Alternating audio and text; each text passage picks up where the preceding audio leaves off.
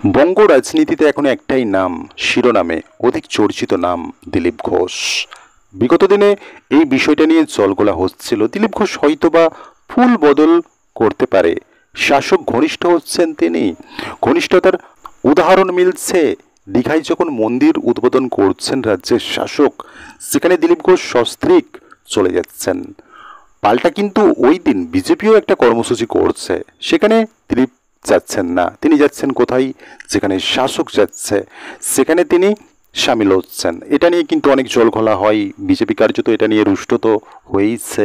পাশাপাশি এরকম একটা জল্পনা সৃষ্টি হচ্ছিল যে দিলীপ ঘোষ হয়তোবা ফুল বদল করতে পারে, কিন্তু সেই সমস্ত জল্পনার অবসান হলো।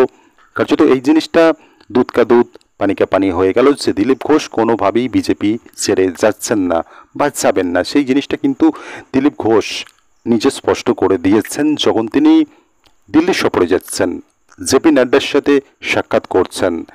সেখান থেকে ফিরেই এই বাংলায় ফিরেই তিনি কিন্তু একদম পুরনো মেজাজে একদম বিন্দাস জোরালোভাবে রাজনীতির ময়দানে নেমে পড়ছেন, শাসকের বিরুদ্ধে ফুঁসে উঠছেন। এবার প্রশ্ন হলো 21শে জুলাইয়ের মতো কর্মসূচি রাজ্যের শাসক করছে ধর্মতলায়, সেক্ষেত্রে আমরা জানি এর পাল্টা বিজেপিও কর্মসূচি করছে। একদিকে জলপাইগুড়িতে শুভেন্দু অধিকারী একটা সভা করছেন, আর অন্যদিকে দিলীপ ঘোষ খড়গপুরে একটা সভা করছেন, শহীদ দিবস পালন করছেন। যারা শাসক দলের হাতে যে সমস্ত বিজেপি কর্মীরা নিহত হয়েছে তাদেরকে স্মরণে রেখেই, তাদের কথা স্মরণ করেই ওই কর্মসূচি করছেন দিলীপ ঘোষ। একদম পুরনো মেজাজে ঝাঁঝালো ভাষায় আক্রমণ জানাচ্ছে শাসক দলকে, যেই দিকেই নজর ছিল বাংলার। এবার প্রশ্ন হলো, সাম্প্রতিককালে আমরা জানি যে রাজ্যের শাসকের সঙ্গে পাশাপাশি বসে দিলীপ ঘোষ খোশ মেজাজে গল্প করছেন। তারপরে হয়তো বা এই জিনিসটা কৌতূহল জন্মেছিল বিশেষ করে বিজেপি কর্মী সমর্থকদের মধ্যে।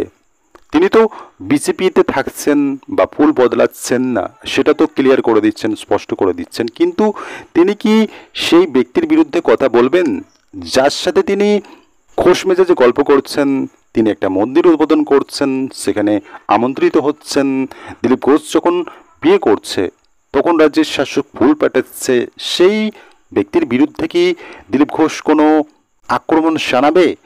সেটার দিকেই নজর ছিল গোটা বাংলার। কার্যত তিনি কিন্তু ঝাঁঝালো ভাষায় পুরনো মেজাজে আক্রমণ শানালেন শাসকের বিরুদ্ধে।